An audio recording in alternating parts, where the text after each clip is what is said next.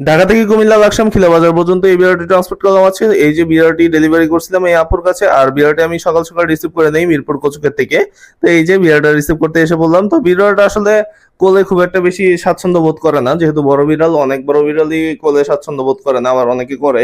তো বিড়ালটা আমি নিয়ে প্রথমে চলে যাই মিরপুর 10 নম্বর, 10 নম্বর থেকে চলে যাই ফার্ম গেট। তো ওই দিন আসলে 19 তারিখ ছিল, 19 তারিখে ট্রান্সপোর্ট এটা। তো ওই দিন জামাতের একটা প্রোগ্রাম থাকার কারণে, মানে সমাবেশ থাকার কারণে একটু বিলম্ব হয়। আর এরপরে আমি ফার্ম গেট থেকে এবার যাত্রাবাড়ি চলে যাই। তো ওই ভিডিওটা আর করা হয় নাই, কারণ একটু প্রবলেম ক্রিয়েট হইতেছিল। তো যাই হোক, সত্যি কথা বলতে আমাদের দেশে তো ওইভাবে কোনো শৃঙ্খলা নাই। তো দেখা গেছে যে আমাদের যাত্রীদের উঠানোর পরে বলা হইতাছে যে আপনারা নাইমা যান, আমরা ওই যেই লোকেরা আসছে, মানে আর কি যারা জামাতের লোকেরা আসছে ওনাদের নিয়ে আমরা ট্রিপে যাব, ঠিক আছে। মানে আর কি আমাদের থেকে বেশি ওইটাতে ইনকাম হবে, ঠিক আছে। এর জন্য আর কি তারা ওই জায়গাটাতে ঝুঁকতেছিল। তো এরকম হওয়ার কারণে অনেকবার আমার বাস চেঞ্জ করা লাগছে। তো আমি অনেক বেশি টেনশনে পড়ে গেছিলাম।